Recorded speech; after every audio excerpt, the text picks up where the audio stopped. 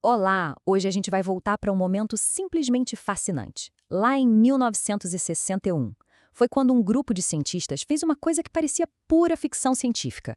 Eles usaram um computador não para calcular números, mas para tentar criar uma teoria de como a mente humana funciona.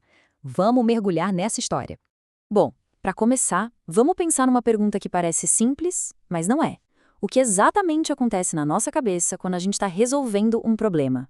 Sabe, de onde vêm as ideias, como a gente escolhe o que fazer em seguida? Por muito, muito tempo, isso foi um dos maiores mistérios da ciência. No começo dos anos 60, a psicologia estava meio que num beco sem saída. Estudar a mente era um desafio enorme.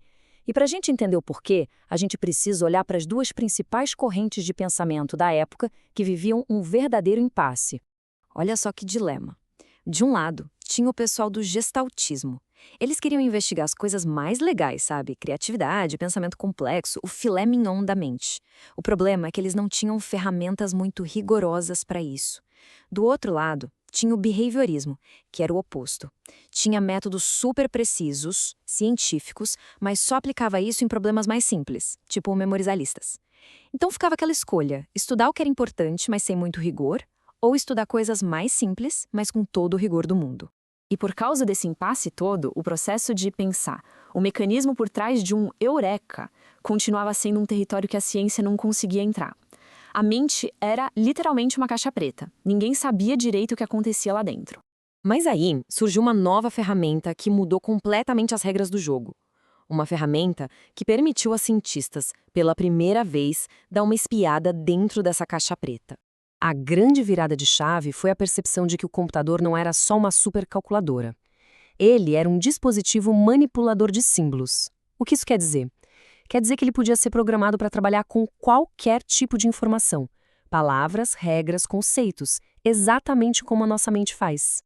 E aqui a gente chega na ideia central, a ideia realmente revolucionária de Alan Newell e Herbert Simon. Eles disseram o seguinte: e se um programa de computador pudesse ser, ele mesmo, uma teoria sobre o pensamento? Pensa só, se o programa se comporta como uma pessoa ao resolver um problema, então a lógica daquele programa poderia ser uma teoria de como a pessoa pensa. Genial, né? Para testar essa ideia super audaciosa, eles bolaram um experimento. Eles deram o mesmo quebra-cabeça de lógica para uma pessoa e para um computador resolverem. O desafio começava com essa expressão que está na tela. Não precisa se preocupar em entender a lógica dela, não. É só pensar nela como a peça inicial de um quebra-cabeça. O objetivo era transformar isso em outra coisa. E o objetivo era chegar nesta segunda expressão. Para fazer isso, só era permitido usar um conjunto específico de 12 regras. O truque todo era encontrar a sequência certa de regras para usar. Agora vem a parte mais legal do método. Para conseguir capturar o processo de pensamento da pessoa, eles pediram para o voluntário ir falando em voz alta tudo o que passava pela cabeça dele enquanto ele resolvia o problema. Essa gravação virou o que eles chamaram de protocolo, que nada mais é do que um registro, passo a passo, do raciocínio humano em ação.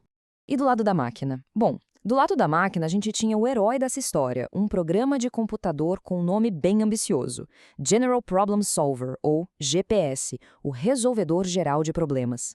O GPS foi todo projetado para imitar uma estratégia de pensamento que nós usamos o tempo todo, a chamada análise de meios e fins. A ideia não era só que ele achasse a resposta, mas que ele chegasse lá de um jeito que parecesse com o nosso raciocínio. E como é que funciona essa análise? É uma lógica muito elegante, em 3 passinhos. Primeiro, o GPS olha onde ele está e onde ele quer chegar, e identifica a principal diferença. Segundo, ele busca na sua lista de regras alguma que ajude a diminuir essa diferença.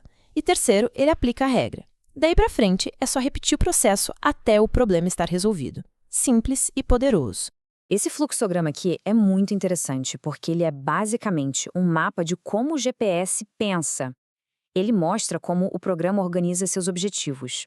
A gente vê aqui as 3 metas principais: transformar um objeto em outro, aplicar uma regra e reduzir uma diferença. É a representação visual daquela lógica de 3 passos que a gente acabou de conversar. Então, com a pessoa falando em voz alta e o computador imprimindo cada passo do seu raciocínio, chegou a hora da verdade: comparar os dois. Será que os caminhos que eles seguiram foram parecidos? E o resultado é este aqui. Na esquerda, a gente tem o trace do computador, um registro frio, lógico de cada objetivo. Na direita, o protocolo da pessoa, com suas dúvidas, suas hesitações, suas descobertas. De primeira, eles parecem bem diferentes, né? Mas a estrutura por baixo, essa é surpreendentemente parecida. Vamos olhar os detalhes. Tanto a pessoa quanto a máquina começam percebendo que precisam inverter a ordem dos símbolos. Os dois identificam que a regra 6 é a ferramenta certa para se livrar daquele símbolo de ferradura. E o mais incrível, os dois aplicam a regra 1 2 vezes lá no finalzinho para dar o checkmate. O caminho lógico foi praticamente o mesmo. É claro que a simulação não foi perfeita. A pessoa, por exemplo, resolveu o problema inteiro na cabeça antes de escrever qualquer coisa, algo que o programa não fez. Mas essas diferenças não foram falhas, muito pelo contrário, elas eram dados preciosos. Elas mostraram exatamente onde a teoria, ou seja, o programa, precisava ser melhorada para virar um modelo ainda mais fiel do pensamento humano. Então tá. Qual foi o impacto, de verdade, desse experimento lá de 1961? O que ele realmente ensinou pra gente? O ponto central é este aqui. O objetivo nunca foi construir uma inteligência artificial para substituir a gente. O objetivo era usar o computador como se fosse um laboratório para entender a nossa própria mente. Pela primeira vez na história, os psicólogos tinham um jeito de criar teorias sobre o pensamento que não eram vagas, mas sim precisas, testáveis e que podiam literalmente ser executadas para ver se funcionavam. E essa frase de Neil ou Simon resume tudo de forma brilhante. Com essa nova abordagem, o ato de pensar deixou de ser visto como uma força mágica que não dava para explicar.